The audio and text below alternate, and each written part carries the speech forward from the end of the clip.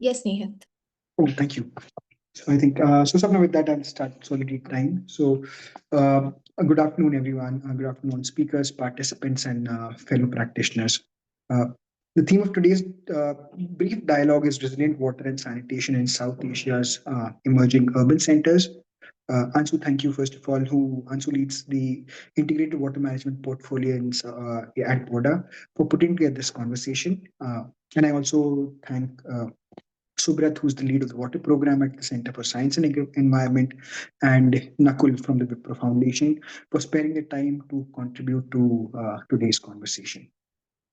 What we wanted to reflect on today's dialogue was to look at water availability to the interplay of three lenses. Uh, the first one being that of the increased water stress and increased challenges in water availability. The Niti Aayog reports that by 2030, which really is not very far away, 40% of India's districts will be in a water stress situation, and close to half of India's population, 50% of India's population, again by 2030, will be in a situation where they have inadequate supply to reliable water. Uh, the second lens, which we wanted to investigate water through today, was the lens of increased and increasingly uncertain impacts of uncertain climate impacts, and especially how that really reflects at water supply at a municipal level. It may be in the form of the increasing number of droughts, which really challenge water source availability and water source protection, or the increased number of floods and other disasters, which are a huge challenge to the resilience of our urban water supply infrastructure. Uh, the third lens through which again we wanted to look at water availability was that of uh, the rapid speed and the unplanned manner in which our urbanization is taking place. The World Bank reports that in the next 20 years, close to half of, or more than half of our population will be, you know, sorry, India's population will be living in urban areas by 2047. Um, and keeping again water supply at the center, these are three lenses that we wanted to investigate while talking about today's conversation. Uh, and this is a theme which had occurred in our practice a few years ago. In 2020, that was 5 years ago, we really started talking about urban waters and trying to look at urban waters through these three lenses. And to do so, what we did was to closely interact with 10 different municipalities across India, Nepal, and Bangladesh, uh, and try to understand what water supply, what water resilience, uh, and what adequacy and inclusion really mean on a day-to-day level. Uh, Having worked on this thing for a couple of years, by 2022, we realized we came to two different bits of very important understanding. The first one was that there's an increasing amount of awareness about this water stress, the impact of climate on water, and also how this rapid and unplanned urbanization is affecting water supply and availability. And this reflected in a lot of our schemes, say the National Mission for Clean Ganga or the Amrut, which was expanded to beyond the Tier 1 cities. Uh, so there was increasing awareness about this at the Indian and the international level also. At the same time, what we found out was this was accompanied by an absence uh, of our smaller cities and our smaller towns and emerging urban areas in policies, discussions, uh, decision making, and resource allocation with regards to really urban waters. So while you get a substantial amount of conversation about the Bangalore Water Supply and Sewerage Board or the Delhi Jal Board, the needs and the context or the aspirations of smaller towns were really missing in our conversation. Um, that's something we really want to bring forth with today's discussion. Uh, Ansu and her team, with this intent of really focusing on small town and urban waters, have compiled this very, I think, important, very rich report which follows the flows of water across 20 different small cities in South Asia. It talks about a couple of very key, interesting insights. The first one being that more than two-thirds of these cities are somehow, the major source of their water, urban waters, is groundwater, or the fact that all of these cities are in a different state of inadequate wastewater management. So some of these cities are maybe say 25%. A lot of these cities are completely, just completely not treating water at all. So these are some of the hard facts that come through. But more than that, they, I think, take a lot of time to really reflect on the human stories or what this water means in a municipality. So, for example, in the case of Chikbalapur, where a commissioner, regularly struggles with drought in one season and flooding of the sewage treatment plant in the next season, or how in lay people who have are at a lower altitude still have some supply to water, whereas those at higher altitude still keep on struggling, and what that means for the mayor who really wants to have an inclusive water supply system. Uh, so with that, I'll just with a brief introduction of what we do and what the context of this report and today's conversation is. I'll stop and I'll ask my teammate Sapna, would you please take everyone through the report? Please make sure it is shared to everyone and they can go through it. Yes. For everyone, I think this is a very interesting report. Please, and please, if you don't get the chance to go through it in detail, please do flip through it and see some of the stories. Thank you so much, Snehit. I'll quickly share a flip through of the report, and we'll also put the link of the report to the report on the chat box. So please feel free to go through it. But then we'll quickly just share a flip through.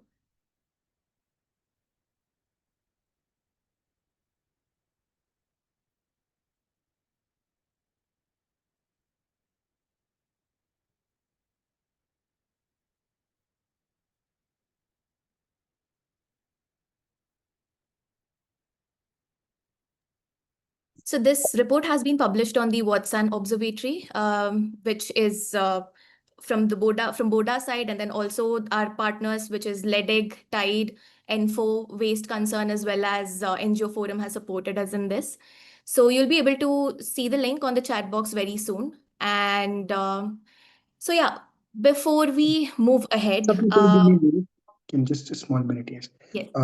Sorry. Yeah. So we put this report on a website where we collect a lot of stories for small towns. It's called the Watson Observatory. Sapna, please do share the link to the observatory as well. And again, I'd like to just appreciate the mention of our the support of our partners. So LEDEC in Leh, Info in Nepal, Waste Concern in Bangladesh, and Tide in Karnataka, who support in collecting this data. And one of our major partners, Fish, which is the Foundation for Inclusive and Sustainable Habitat, who've helped us really drive the methodology of data collection and kind of stories that we want to put out. Sapna, please do share it with everyone. Thank you. Sure. Thank you so much, Snehit. So before we move ahead, we'd like to hear from all of you. We'll just be launching a quick poll soon. So this poll will run for about, say, a minute, 45 seconds to a minute. So we just want to know what you think are the most pressing issues which are related to water, sanitation, or climate in the towns that you belong to or live in. So if you could just give your votes over here. It's a multiple choice question, so you can please go ahead and give your votes.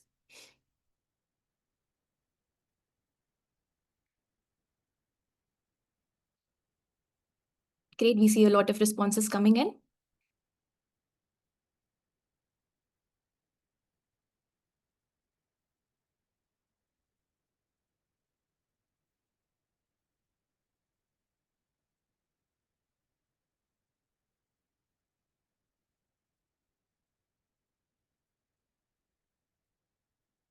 Maybe 10 more seconds and then we end the poll.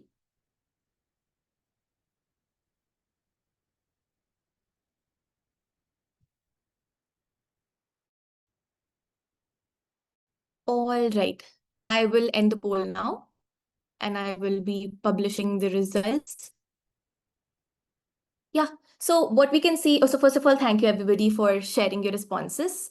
It is very interesting to see that the key issues you've identified, like irregular or inadequate water supply, or flooding and waterlogging during rains, lack of climate resilience planning, weak institutional coordination. So these are very much in line with what we've found through our study, which is following the flows tracing the total water flow in emerging urban centers of South Asia. Along with our partners, LEDEG, Fish, Tide, NGO Forum, Waste Concern, and ENFO, BORDA South Asia has undertaken this regional study to map and understand these challenges and also the opportunities in small and emerging towns. So to tell us more about this report and this initiative, I'd like to invite Ansu to share a brief overview. Over to you, Ansu.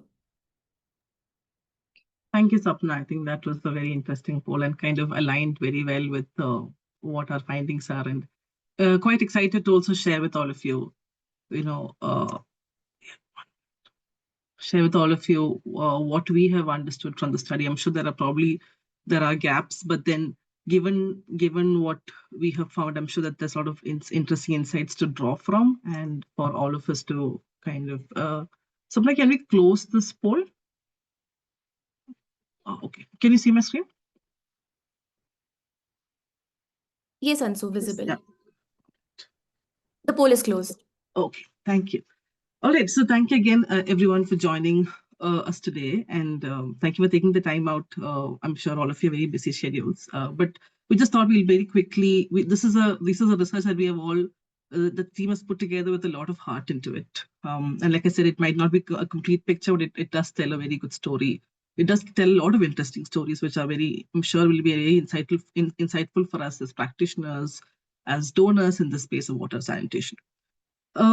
So, I mean, I've been speaking to a couple of experts in the sector, and they all be talking about how they're traveling to COP30. And so as we move towards COP30, I feel water has become the front line of climate change. It's been shaping how people experience heat, floods, and drought.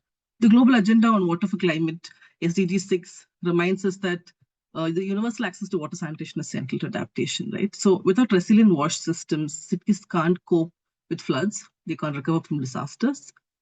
And urban areas are already using around 70% of global fresh water. And as South Asia urbanizes, the next wave of water sanitation stress, it's not going to hit megacities. It's going to hit your small and medium towns. And as we have coined here, the emerging urban centers of South Asia. See, these are, we believe are the least studied and least supported spaces. I'm sure there's so much more policies and so much more efforts coming into these small and medium towns. But then still, there's much more scope for more efforts in the space. But then they sit at the intersection of growth, capacity gaps, and climate risk. Our study following the flows, they set out to trace how water truly moves through these towns to reveal disconnections, adaptations, and opportunities for resilience. Yeah. So I can mention these small towns are like the connective tissue between the rural and the urban. They absorb all the growth, they manage expanding services, and they directly face climate risk. Many are in a transition phase. They're growing out of a village system. They're still holding deep local wisdom and traditional water structures. But then as they're urbanizing, they often lack systems, data, institutional capacity to manage this transition. But the point is, by 2035, nearly 40% of South Asia's urban population are going to live in small towns. And any service gap here are going to have major consequences. These towns are the decisive frontier for achieving universal water and sanitation access, but they face widening service and financing gaps. And so strengthening their wash systems is pivotal to building resilience and sustainable urban growth. I'll just give in a few examples from other studies that have looked at small towns. There's a Hindu Kush Himalayan region study that was done where 8 out of the 13 studied towns face 20 to 70% water gaps, where the supply only comes once in every 5 to 7 days. A WaterAid 2023 study says that they are not isolated issues. There are a lot of systemic issues in these small towns. And if we fail small towns, we will also fail regional water security. So I think it's really important that we strengthen them and we unlock scalable resilience.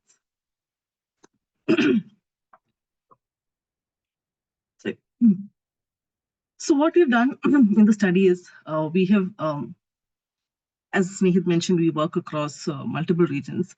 We work in India, Nepal, and Bangladesh. Within India, we work in Leh, in Ladakh, Jammu and Kashmir, Karnataka, and a little bit of Himachal Pradesh and the northeastern towns.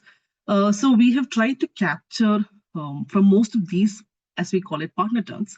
So we have covered 20 towns across 6 regions. Like I said, if you see the map, there's a huge gap in between, but it's also because we wanted to look at the towns that we have worked with before and we know. So we have tried to cover towns from the Himalayan foothills all the way to the coastal plains. We have mapped the entire water sanitation service chain from source to treatment to reuse and disposal. We have looked beyond infrastructure because, and we've tried to look at behavioral patterns, what are the local governance issues that are, shaping actual service delivery. And each town story revealed how systems connect, where they are breaking, and by tracing the flows, we've also been able to identify what are those invisible linkages between water scarcity, governance gaps, and community adaptation. So we have so each and we've done this through KIIs with the municipal state officials, key informal interviews with regional wash experts. We have done a lot of spatial observations, a lot of secondary data, and I must also attribute a lot of our work to our partners who have work very closely on the field in these towns. So that's LEDEG, Waste Concern NGO Forum in Bangladesh, LEDEG in Ladakh, Jammu Kashmir, and Himachal Pradesh, ENFO in Nepal, and Tags Forum in Kerala, and TIDE in Karnataka. I see that there's a hand raised. Can I maybe ask that we complete the presentation and then maybe go to questions, unless there is an issue with audibility? Okay, all right, I'm going to go ahead. All right. So we have mapped the service chain, like I mentioned. So we have identified where the gaps are. There are the sources, distribution, treatment, reuse. We've identified the flow of the water, sludge, and accountability. Everything is within the urban local body. We have not gone at a catchment level. We have also stories which kind of talk about the human practices. What are the different governance interactions that are happening? Basically, it's a snapshot of how resilience of fragility is kind of built every day. Right. Yeah. So we have also kind of mapped for each region. We have kind of mapped like a summary note of our learnings and findings from each region as well. So when you go through the report, you'll be able to see all this. Now, what I'm going to do is I'm going to take you through three major things. The systemic gaps that we've identified, larger level, then the adaptive practices that we have also seen from these smaller towns, and then what are the opportunities that lay ahead for us. So small towns across South Asia, they are showing a lot of systemic weaknesses, which are structural, and they're also cross-cutting. Like, for instance, groundwater dependence. The 60 to 100% of supply comes from borewells, and often that's the only source. There's little or no treatment before distribution. Over extraction has been leading to declining water tables, saline intrusion, especially in the coastal belts. And also with lack of sanitation infrastructure, a lot of our groundwater tends to also be contaminated. A lot of our infrastructure tends to be disconnected. Like, for instance, there are multiple departments working in the same town. Like, for instance, in Karnataka, we have KUWSTB and KUIDFC who separately do different infrastructure. One department lays the sewerage lines, another department does the STPs, and there is no communication to understand if these systems are completely linked up. So sewerage systems seldom link fully to treatment plants. In some cases, STPs are operating, but there's no inflow. In other cases, the networks exist, but then plants are uncommissioned. And of course, grey water is routinely channeled into stormwaters or open land. So these kind of disconnects are very often seen in these smaller towns. A lot of O&M breakdowns are being noticed, especially where a lot of these plants are inaccessible or unmaintained. I'll give an example where one town built an STP on lake bed when it was during a drought season. But now after the aquifers recharging, the lake is refilled and the plant has become unreachable and the operations have completely ceased in that plant. There's a lot of institutional fragmentation, like I mentioned, where different departments act independently. There's a producing of overlap or incomplete infrastructure, and no single entity has an end-to-end oversight. And that's a major failure that we've been seeing in a lot of these smaller towns.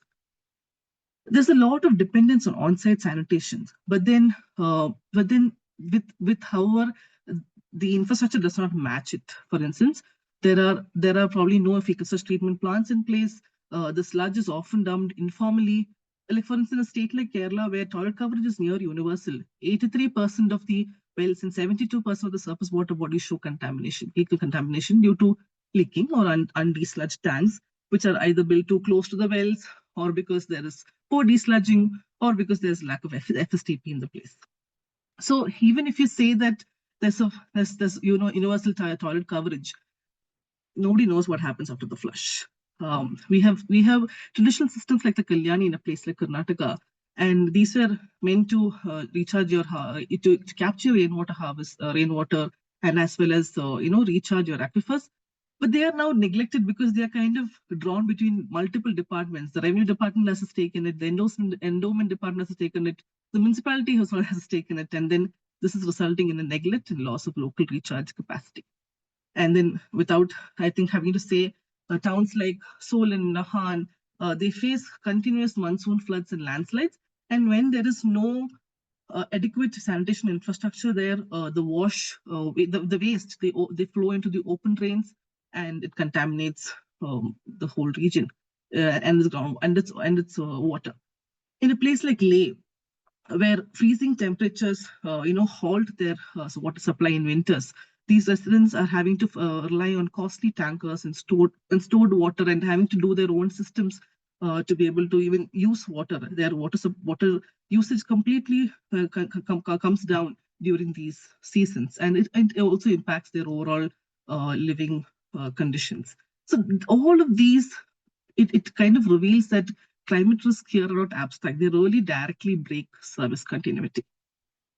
In a in a place like Nepal, there are a lot of pipe networks, but then supply is completely unreliable, where people are having to rely on waters in jars from private tankers, where there's a blue sticker for drinking and a green for domestic use. But then the point is that the people are having to bear the cost of hauling, boiling, filtering, and where systems are failing and they are having to do all of these things. Then in Bangladesh, many towns are slowly building up their toilets. They have a closed space for themselves, but then, as you can see in the picture right here, their water flow just goes into a pit, and that's probably right next to a hand pump, which they use for their drinking water. There's a very unsustainable drilling culture that, and as I also attributed to the groundwater that I mentioned, where with no municipal supply or very intermittent municipal supply, households across many small towns, they keep digging their bore wells, and when one runs dry, another deeper one is drilled. And if in a place like Bangladesh, often into arsenic-prone layers, this is accelerating depletion, contamination, and groundwater, once seen as an inexhaustible thing, is now being drained faster than it can be recharged, right? So these are, while these are all issues that we all know about, this report is also trying to kind of capture what exactly is happening, why is it happening, gives some data points into it. Now, but having mentioned about all of these systemic gaps, like I mentioned, our small towns are also very close to its nature. They come with a lot of local wisdom. And these towns also have been reflecting that in their everyday practices, which also probably helps continue the systems, even when the systems fail, right? Like, for instance, Leh has a dry toilet concept, and it's a climate responsive design. It's a water efficient solution in a high altitude freezing condition. But as tourism is expanding in these places, it is being increasingly replaced by conventional flush systems that strain the limited water resource. And these dry toilets are now slowly also being missed out. There's a shift happening. So these are local practices which I think even the ULVs should, from a context-driven perspective, be able to kind of implement in these smaller towns and not give a one-size-fits-all solution.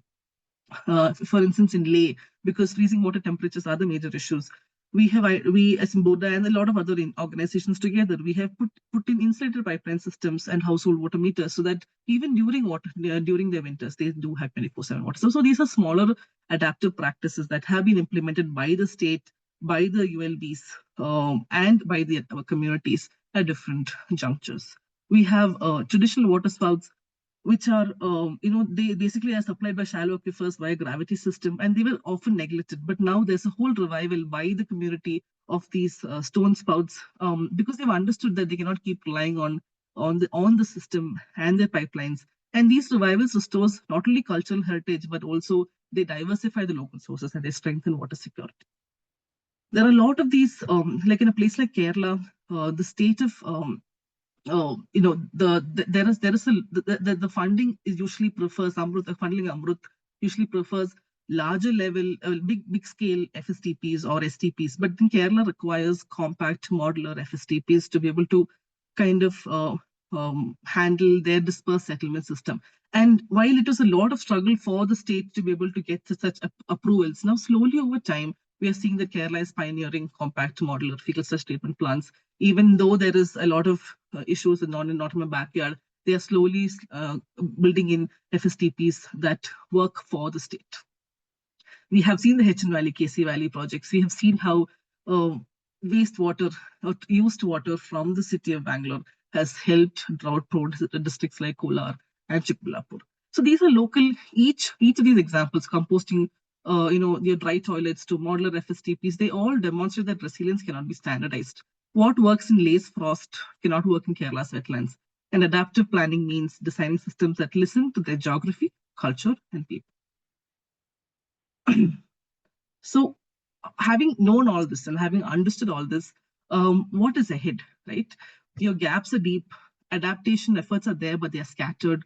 But the path forward has to be clear. Small towns have to become the proving grounds of circular and climate resilient wash if you want to invest strategically, right? So what do? We need to reframe all of our planning around the whole water cycle. We need to be able to, so while investments currently are focusing on construction, new pipes, pumps, plant, but not how water moves to the system. We need planning that connects source, supply, connect collection, treatment, and reuse into one continuous loop. Each town should have a whole water cycle plan, guiding decisions, budgets, monitoring, which embed climate resilience into it. We need to, and as you're seeing, we are drawing more water from the ground than we can recharge.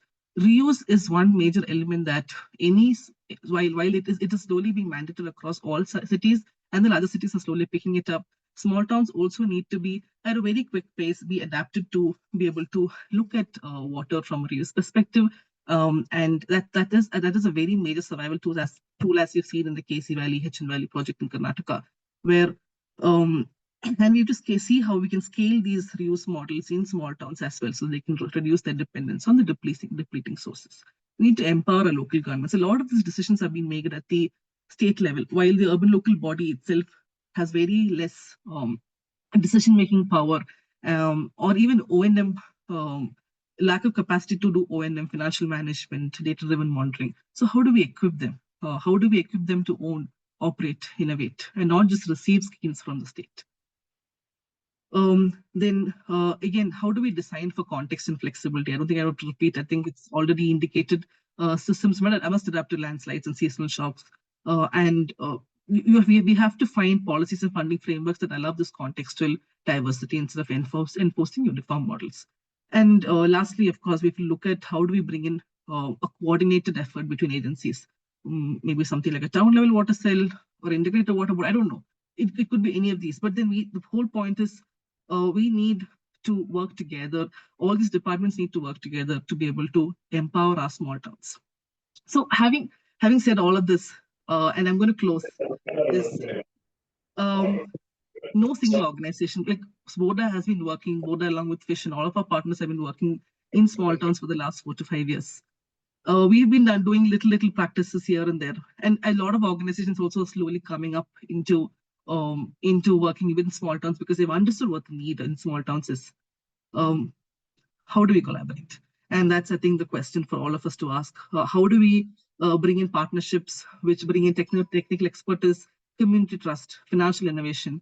How do we bring all of these expertise together so that we can really do something for small towns in a way that is really where small towns are no longer peripheral, but they are pivotal?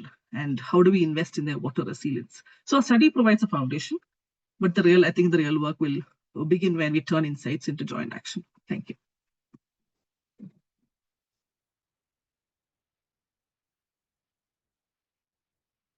Yeah. So I think again, like I said, we have started off. We've put the foundation together, but we really need to then look into joint action. And for that, we have here with us today Subrata Chakraborty and Nakul Heble. Subrata Chakraborty is the director at CSE. I don't think we all need introductions because I think we all know them. This is a very small space that we are in. So I'm not going to waste any more time with that, but rather just jump into the conversation. And we also have with us Nakul Heble. He is the lead of urban ecology at the Wipro Foundation. They're doing a lot of work, especially in Karnataka, and also in smaller towns as well. So having said that, I would request also that Sapna to bring all the panelists into the spotlight.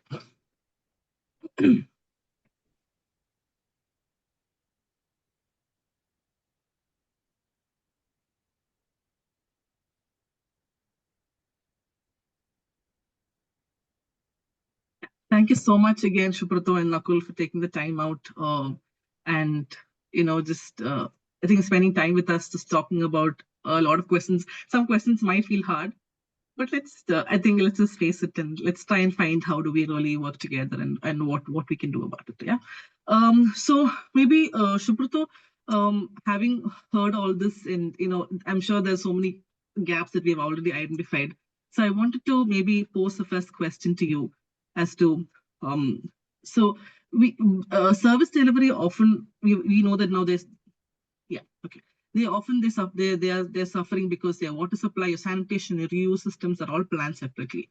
What do you think an integrated systems thinking approach will look like for these small and medium emerging urban towns? Thank you, Anshu. Thank you, other panelists. Thank you, Nakul, here for having me with you in this show. Anshu, you made an excellent presentation. It covers a lot.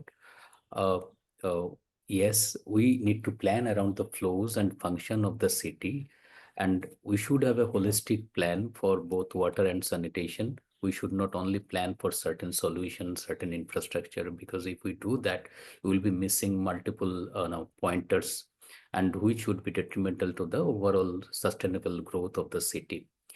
And when we discuss all these things, there are multiple areas, multiple topographies, groundwater level and population density, rainfall, all these things definitely impact the planning system. And when we do the planning system, we should now start with the challenges the city is facing, and all the challenges around the components I've told. All those challenges need to be identified, and for those challenges we need to come up with the probable solutions and potential the city has. And some of the challenges, for example, if I tell one of the story of a small city of Uttar Pradesh, which is Chunar, which is having around say 40,000 of population, and where 95% of the households are having septic tanks, and but all of them, again 95% of those 95% of septic tanks directly releasing their wastewater from the septic tanks to the open drain, and it is releasing to the drain networks. Now, basically, I'm just remember that I'm talking about the challenges. So apparently, it might appear that so that much of black water is going to the drain network. Probably this will pose as a great public health problem. But only if we think this much, then we'll miss out something else. Then we have to again question, okay, then what is the drinking water arrangement? What is the percentage of households dependent on the other potable sources? So Chunar city is again 95% of the households are serviced with the piped water supply. So the people really drink treated water, right? It's not, I'm sorry, drinkable water. So this is not directly posing problem for their health. And some of the areas which are using bore wells, those are below 10-meter depth. So those pollution risk is addressed there. So some of the challenges, if we see partially, this can come up as challenges. Practically, those are not challenges. Again, I'm talking about another city. I'm not naming that city. So this is also close to Lucknow in the Ganga region, Ganga belt area. And people think, okay, what could be the requirement for having a rainwater harvesting and recharge system in those areas? Now, if we see and check the groundwater level data, and we will be seeing multiple things. So over last 10-15 years, the groundwater level has gone below 1.5 meter. So apparently, which is not a problem. Basically, if we see through data lens, we see this is a problem. And apparently, which appears as a problem may not be a problem. So this only we understand if we holistically understand the set of challenges we have. And then come the solution part. And the solution should be, when we discuss about the, solution for water and wastewater, it all depends on the terrain. Now, for Chunar as a city, this is an undulated city, right? So for Chunar, we cannot have a, SBM 2.0 talks more about a centralized STP solution for treatment of all the polluted water. But for Chunar, it is not possible. We cannot pump all the, there are around 20 drains in Chunar. We cannot bring all the wastewater into one place and treat them. So you need multiple treatment solution across areas. But another city which is again close to Lucknow, I'm saying 80% of the wastewater is covered flow through a drain, one particular drain. Now, suppose for Delhi also, Najafgarh and Sahadara drain. In Delhi also there are around 20 drains that pollutes Jamuna. But if we can address two drains, Najafgarh and Sahadara, these two drains contributes 80% of the pollution load of Jamuna. So then again, the planning means prioritization of the problems, prioritization of the resources, prioritization of the projects. If we take all those things, I mean, this all part of holistic planning. And after planning, then we can think of capacity building, institutional strengthening, fund, all those things. I mean, I'll just stop here so that you can continue with other sources.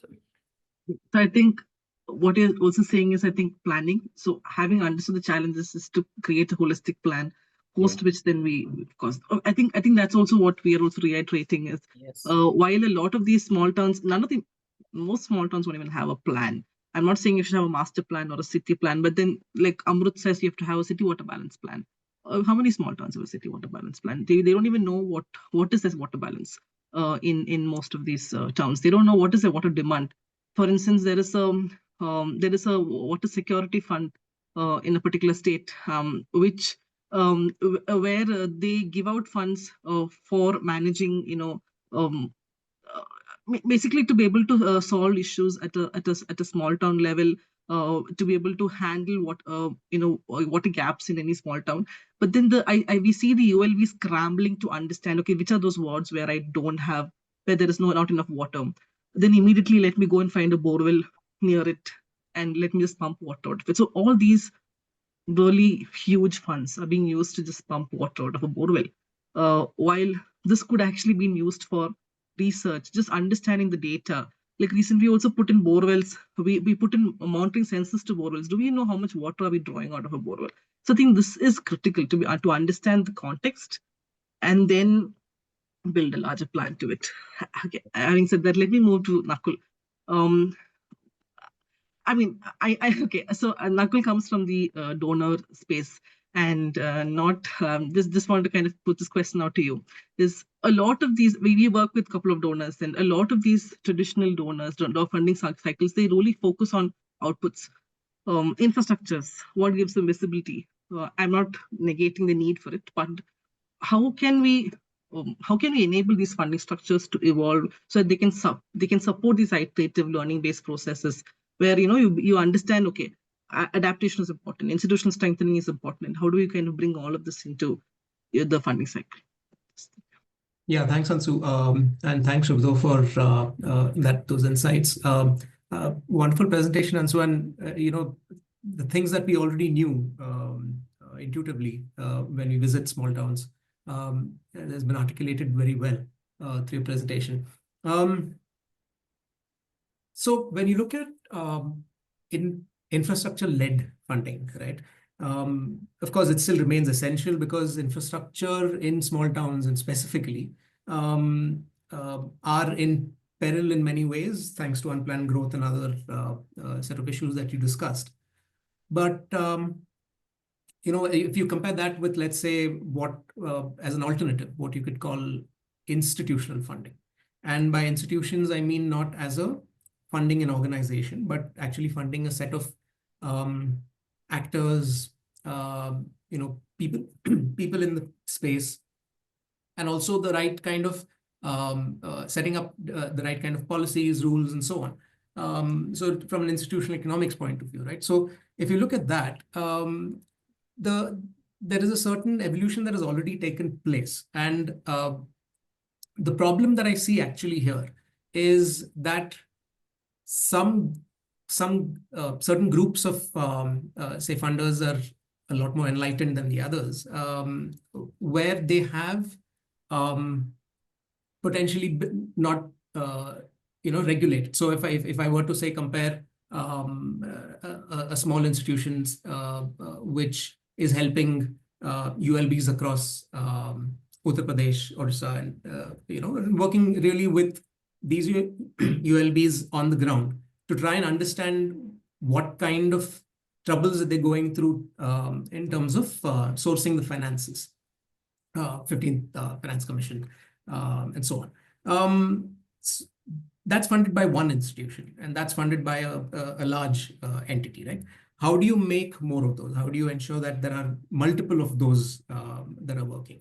So I feel from with the little that I've sort of spent in the organization that I work for, you're looking at some some certain points that come up.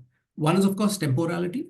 The other is being flexible, and third is being also trying to be a little more strategic and actually engaging with the problem on the ground along with good quality partners, which means on one hand you have as a funding agency you're looking at partner selection management, engaging with the problem that they present to you, and that's part of one part of the job, and the other really is to understand and make sure that we have our fingers in the pulse of the space and what is exactly changing in that space.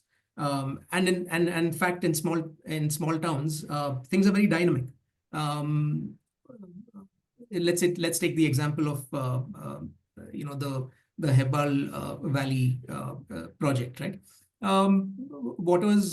Treated water was moved across across boundaries, across hydrological boundaries, and so on, and it's reached locations where there were issues of drought, and now you don't see that much of a problem there, and that transformation happened because of one decision made in a large city.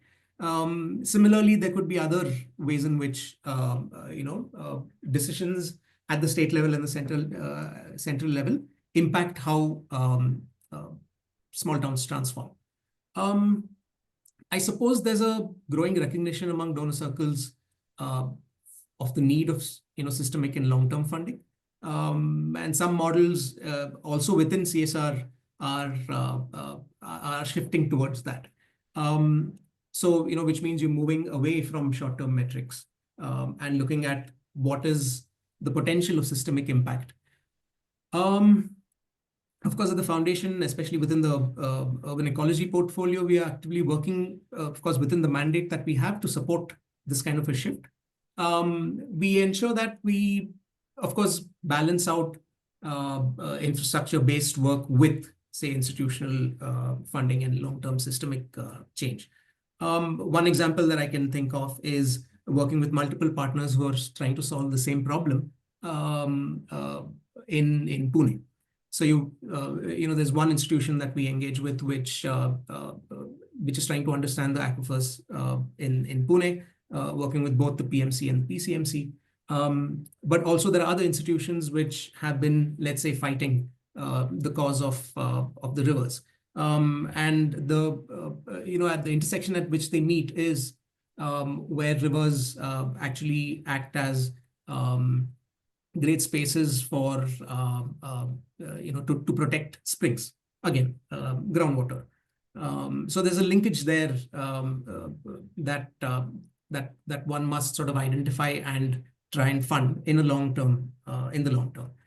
Similarly, there are other entities which work on similar issues of groundwater conservation, ensuring that local communities are involved in the process, and so on. Of course, and most of us in this room may know these organizations, and the outcome of that sort of long-term funding was the setting up of a groundwater cell in this space, right, in PMC. And we're trying to work with these institutions, with these organizations to do something similar in the PCMC region. So I suppose temporality, plays a huge factor. When it comes to flexibility, and I'll explain a little about what I meant by flexibility. A lot of funders, sometimes work on the 90-10, 80-20 sort of model, looking at implementation costs, overheads, and so on. And sometimes they may be absolutely incompatible to solving the problem. I think funders must consider open, well-devised funding strategies that ensure that the work actually is being done on the ground, while at the same time at the organizational level, the organization is able to retain the kind of folks who are required to do that kind of a job, right? And these are and within sort of a dynamic sort of space, it becomes important that this flexibility is considered.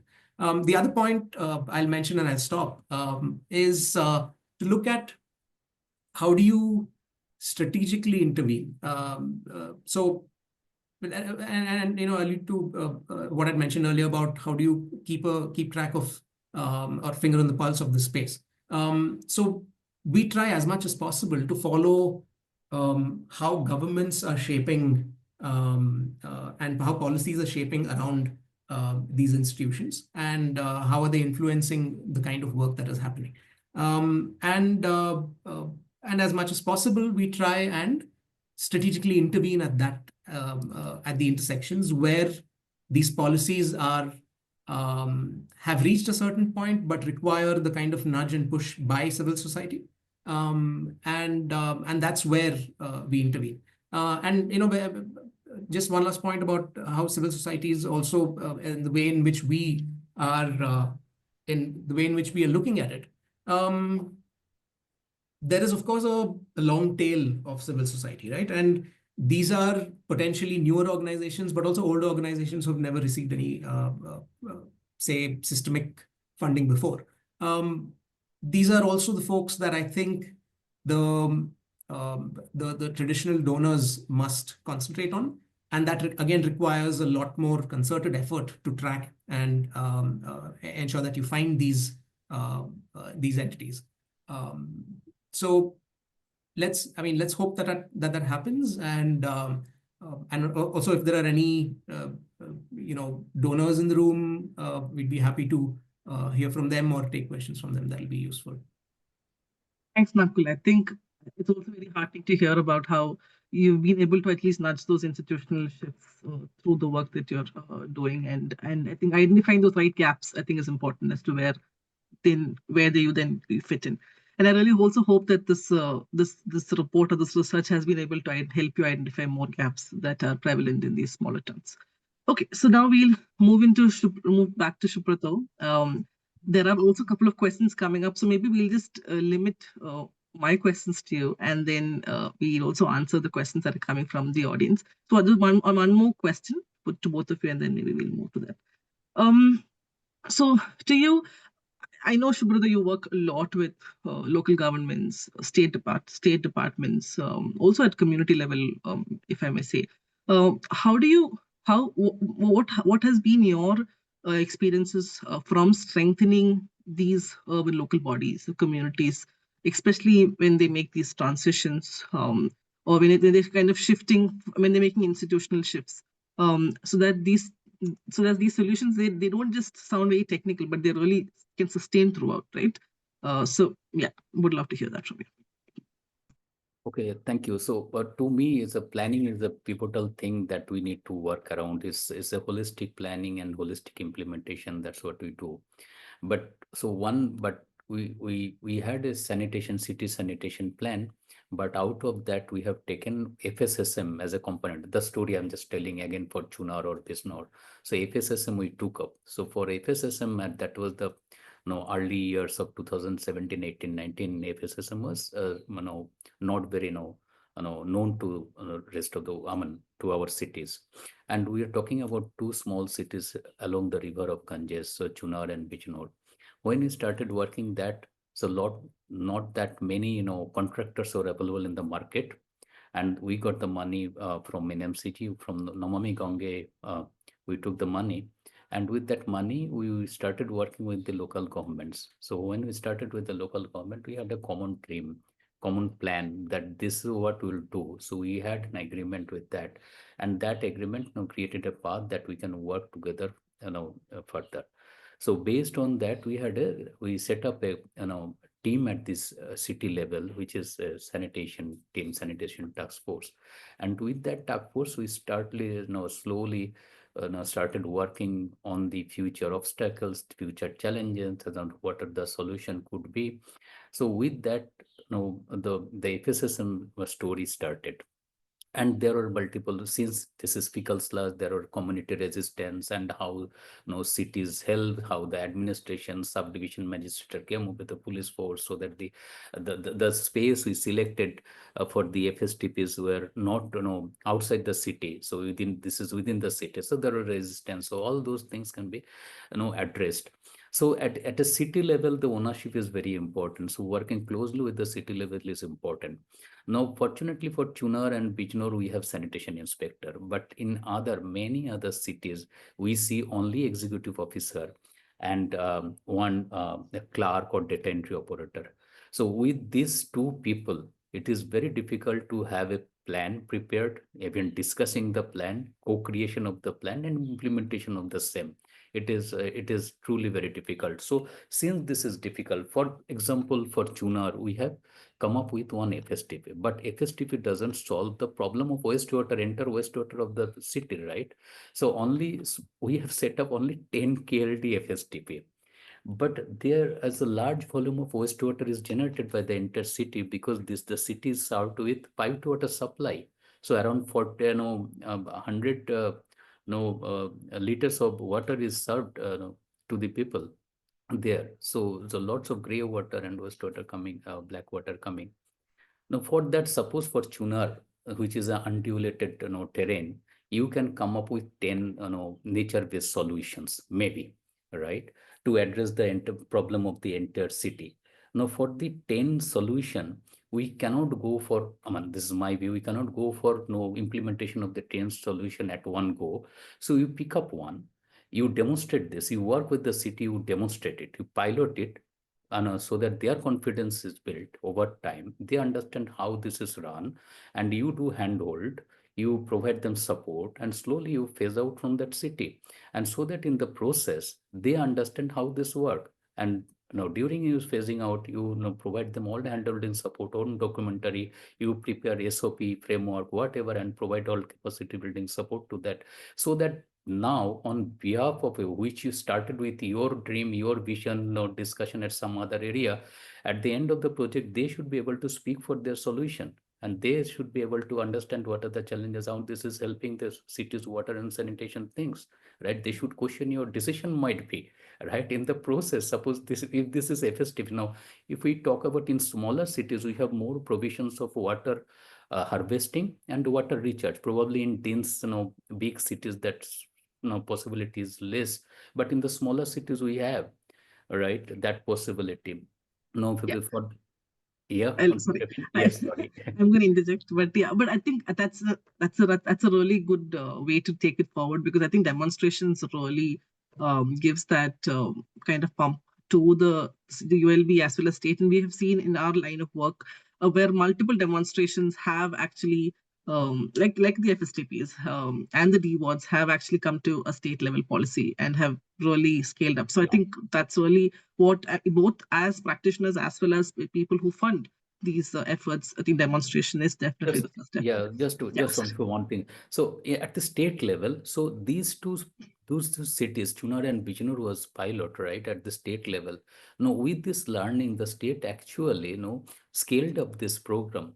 So in 56 cities, FSTPs are there. So these are now functioning. So we learned from Chunar, Bijnor. We worked with the state government at the urban development department, and help the state so that all the plants are functional. So that's how this is. You show how it works, you work around that, we work with the higher bodies, and the government comes up with policies and support system. Thank you, Subrata. This is a request to everybody. I hope you don't mind if we extend another 10 minutes. and I really hope it doesn't eat into your other plans. To be able to just do justice to these questions that we have here. And so that with that, I'll move to you, Nakul, maybe a very short response. Although a lot of questions are coming in, if you can find the time to respond to any of these questions that pertains to you in the Q&A would be really great. But then in the meanwhile, Nakul, to you, is there are a lot of, like again, continuing with the infrastructure question, there are a lot of these infrastructure metrics, a lot of metrics that I know that CSRs usually function by. What are the other indicators that you use, or you feel other donors or even yourself should prioritize to be able to track the true progress towards resilience, inclusion, circularity in any small town context? So, I mean, just as a disclaimer, we've largely worked with large towns for the most part, and small towns we've we've just begun to work in, and like one of the participants in their questions pointed out, and it's an interesting question. I don't maybe somebody in the room would like to address it, is whether these small towns are connected to larger towns, right? And that's in many ways our geographic mandate. So we're trying to push the boundaries of that. What we find in these spaces is conditions, or not conditions, but the approach to let's say an urban life and living in an urban space, very similar to the large cities, but with the infrastructure of a small town. So it'll just be outside of the boundary of a large city, and the landscape is transformed. I mean, and sometimes for the better, right? I mean, you'll probably have a lot more greenery in those spaces for one. But if you're looking at specifically from a WASH perspective, I think some of the metrics that we have considered in the past is primarily looking at alternative ways of alternative sources of water, which are non-exploitative, potentially have a lower carbon footprint, and so on, right? So, and that's really crucial from an immediate water provisioning perspective. When it comes to, and that reduces, of course, a burden on the single source, which is groundwater. So that's another plus, right? And the other element and the other bit is, are we working with the actual folks who are on the ground, right? The feet on the ground. People who have been working in the WASH space, but let's say the jobs are not being regularized. Working with entities which bring to light the kind of respect that these folks need. How do you build their social capacities? Because at the end of the day, it's them who help clean, keep these cities clean, keep these cities running, make sure that the water is reaching you on time, and so on and so forth. That's one. That's the other. From kind of zooming out, if you're looking at other elements, and these are more institutional, financial security, trying to unlock money that is already there with the institution, is perhaps another sort of higher level metric that we look at and consider. Yeah, I think from we spoke a little about the master planning, right? These are sometimes, and very often in large cities, one-time exercises. So how do you make them iterative? How do you make sure that they are flexible? How do you make sure that they address, or they reflect the reality of the space? These are the things that we look out for, and I know that these may not be as tangible as a donor would like, but I do think that one needs to pursue such metrics as well. Thanks, Nakul. I think that's really useful for us to also understand, when to be able to understand what are those metrics that we can further work on to be able to cater to the donor demands. I'm going to do one personal bias here.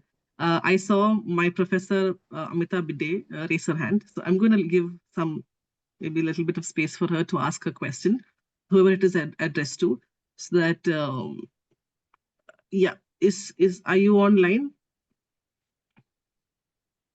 Hello.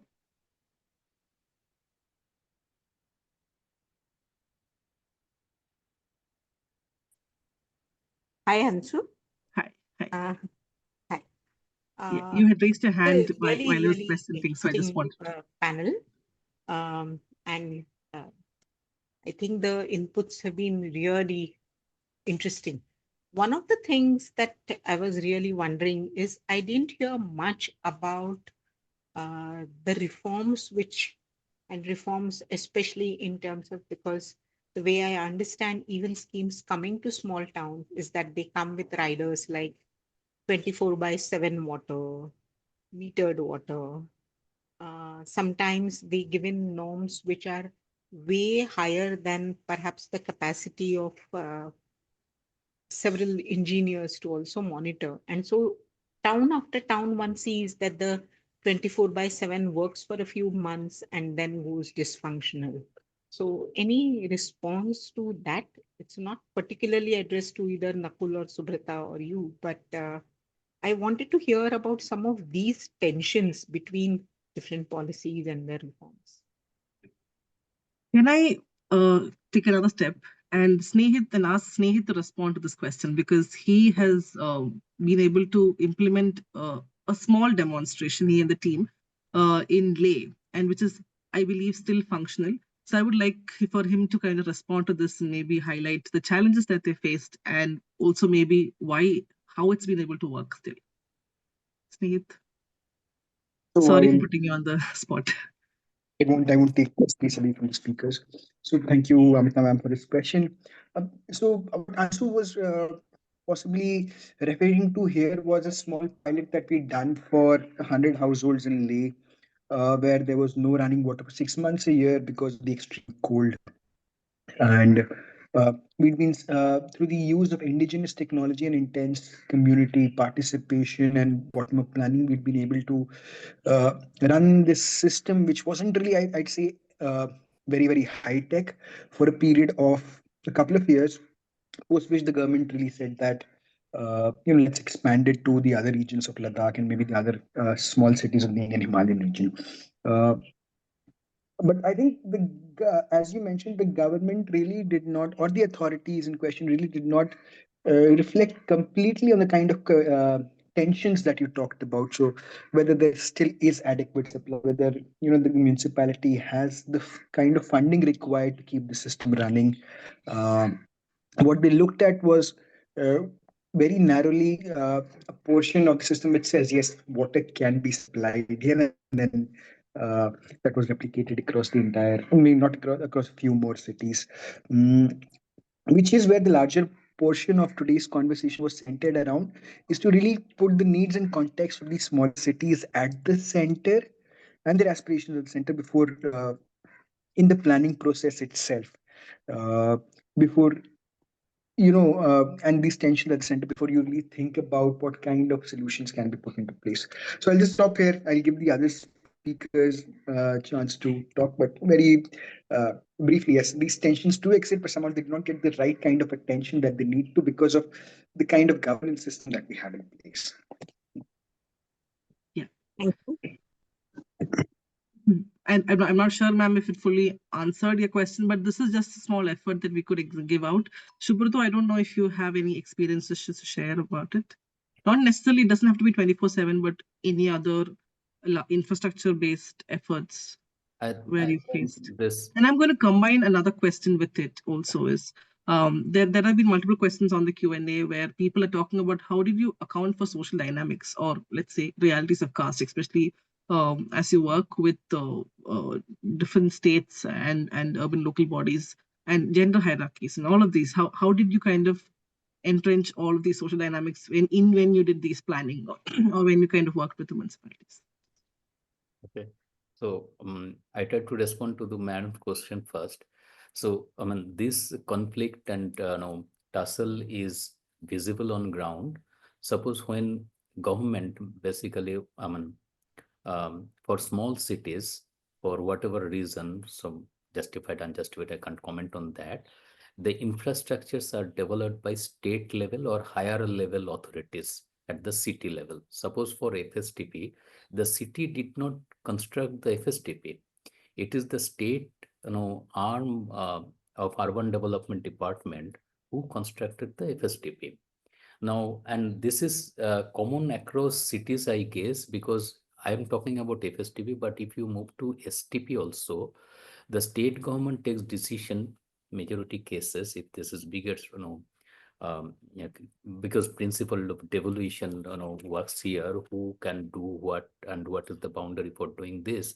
So the big infrastructures are developed by state level agencies, but once this is done over, the infrastructure is created, the state government wants to hand over the infrastructure to the city government. Now, in many cases, city government is not willing to take over this infrastructure. There could be multiple reasons. So one could be who will bear the fund for this, for the ONM. Number two is the from the very planning process, the cities were not part of this creation of infrastructure. They don't know how this helps the city. They really don't know it. Suddenly the child is groomed by someone for 5-6 years, then being handed over to now you are the original parents of this child. So this becomes a difficult for the city. The third is the technical things. The city doesn't have that capacity to run this on its own. The fourth comes then, okay, then what is if we need to onboard any technical agency, a contractor for running this plant, then this is a paperwork, you have to go for tender and all these things. So all these things, I mean, creates barrier for the smaller ULBs to take over infrastructure created by higher authorities. And this tussle is visible. And for many, I know STPs, the states are still running those STPs and cities are not taking over of these STPs. This is a real challenge on ground. If I have responded to your question. Thank you so much. Though it raises newer questions in my mind, but I'll stop here. Okay. Then the other part, Anshu, you're on mute, Anshu. Sorry, I was saying thank you, ma'am, and to Subrata. If you can also very quickly answer the social dynamics part, if possible. As CSA, really, we have not done much on this because our area of work is slightly different. So, but what we can say is that on this part, we understand the importance and criticality of this, right? We support the city government and state government. We generally do not, implement on our own. This has been our CS's kind of nature of work. But under that, when we were helping the urban development department on implementing of this, parallelly one department from one Amrut Mitra scheme came, which allows the cities and governments to onboard women SHGs to participate on supporting pipe to water supply system, sewage treatment, STPs, and lake and whatever, all the Amrut schemes, the women can be allowed to participate in the process. So what we did for 4 plants, we onboarded women SHG members. Now those plants are run, or ONM are being done by the women SHG members only. This is the only thing I can tell. But if we see it in macro level, this is that when is infrastructure becomes sustainable, when the service is cheaper, infrastructure becomes sustainable. We work on the costing part of this. Now, we work on reducing the prices or dislodging prices. We work with the state government to reduce, coming up with the actual ONM cost of the plants. Because if your prices for dislodging increases, if your cost for running the ONM increases, then actually services become costlier, which hurts people, which makes things inclusive, right? So those are the areas we worked and basically come up with guidelines. The state government all issued all our guidelines, and we created regulatory provisions that makes the regulation that we have helped the cities to create says if you are poor people, then dislodging services would be free for you. If this is public, city PTs, then dislodging services will be free for you, right? If you apply, those will be free. Now, if you are costly infrastructure, suppose hospital or hotel or whatever, then your dislodging fee would be higher. So we have helped the government and the cities to come up with the regulatory provisions so that in a legal manner, the things are making more comfortable and convenient for people. So from this angle, I can say that things can be made inclusive also, because it's not only about social and those. Through instrumental intervention, you can also try to do that. I'll stop here. Sorry. Absolutely. I think that's great to hear. These are also different ways in which I think you have to have a combination of regulatory as well as on ground working with communities to be able to enable change from all sides. And I thank you for mentioning that. We're really out of time. There are some questions which are unanswered, but if any of you feel that these questions can be answered, especially Nakul or Subrata, please respond to that on the chat box. Otherwise, be rest assured that our team will get back to you via email on each of these questions personally. So with that, I'd like to hand over to Aseem for any closing remarks. And again, thank you so much, Subrata and Nakul, for your time. Thank you. Thank you, Ansu. First of all, thank you so much, Nakul and Subrata, for taking out the time for this. Okay, so closing, I'll try to keep it short, Chris. I think today's discussion really important for us. Ansu, Snehit talked a lot about why we did the study. I think one of the biggest motivator personally for me, and also for us internally, was to recheck our understanding. So we have been talking about small towns since last almost 5 years now. We have been working into these towns. So it was also a good way to recheck whether our understanding on this stance is developing in a proper manner. Are we not completely, disaligned with how the towns are actually operating? Are we moving into the correct direction? So I think this study definitely gives us a important segue into the issues. Also reaffirms some of the things that we already feel. So that was good. I think from the discussion, I think it was nice to understand that how the dependence on some very particular sources like groundwater has increased drastically, and then how other sources are not being considered, how the local practices are actually slowly and steadily dying into these areas, be it Kalyani, be it trial toilets. I think one point that Subrata, which you mentioned on the planning part, we also kind of feel very closely to this, and we sometimes feel that the challenges that are identified sometimes at a very superficial level. So I think it's really important that we go one layer below, really look at the challenges from the point of view of context, from demography, from geography, not to generalize all of these challenges, and try to prioritize and map things accordingly. And then Nakul, yes, so ecosystem approach, which you mentioned for the funding part, also is something that we try to follow. So if you look into this cohort, we are a group of around 8 to 9 organizations. So from Buddha, Fish, Tide, LEDEC, NGO Forum, Waste Concern, Blue Water Company. So all of these organizations, we come from the same roots, including CGD, and we kind of stems from the same root. We are doing different things, but we have a very close coordination relation. Um, so it was nice to get these thoughts reaffirmed from both of you. I think for us, two things which have been really important while we have been working into these towns and working around these reports. The two C's for us. So first one is contextualization.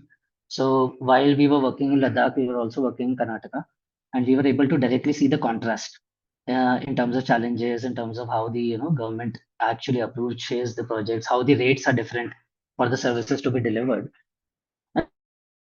That was a big contrast. So this forum that NIU has floated out and we have supported, called the Parvat Manthan Forum, also kind of now tries to bring in the challenges of mountain towns within the small town diaspora, and then we are also trying to understand how the coastal towns play into this. So all of these things. So one important point is the context.